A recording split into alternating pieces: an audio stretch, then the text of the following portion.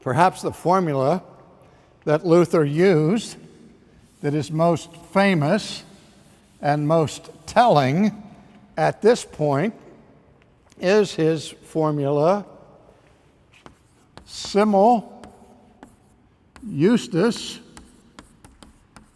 et Peccator. And if any formula summarizes and captures the essence of the Reformation view, it is this little formula. Simul is the word from which we get the English word simultaneously, or it means at the same time. Justus is the Latin word for just or righteous. And you all know what et is. Et is the past tense of the verb to eat. Have you ate your dinner? No. No, you know that's not what that means. You remember in the death scene of Caesar, after he's been stabbed by Brutus, he says, et tu, Brute, then fall Caesar. And you too, Brutus. It simply means and. Peccator means sinner. And so, with this formula, Luther was saying, in our justification, we are at one and the same time righteous or just and sinners.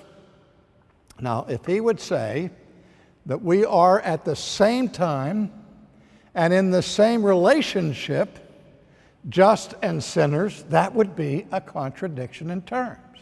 But that's not what he was saying. He was saying, from one perspective, in one sense, we are just. In another sense, from a different perspective, we are sinners. And how he defines that is simple. In and of ourselves, under the analysis of God's scrutiny, we still have sin. We're still sinners.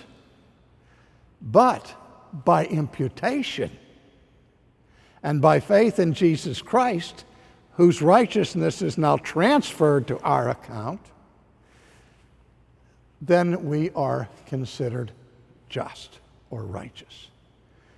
This is the very heart of the gospel. Will I be judged in order to get into heaven by my righteousness or by the righteousness of Christ? If I had to trust in my righteousness to get into heaven, I would completely and utterly despair of any possibility of ever being redeemed.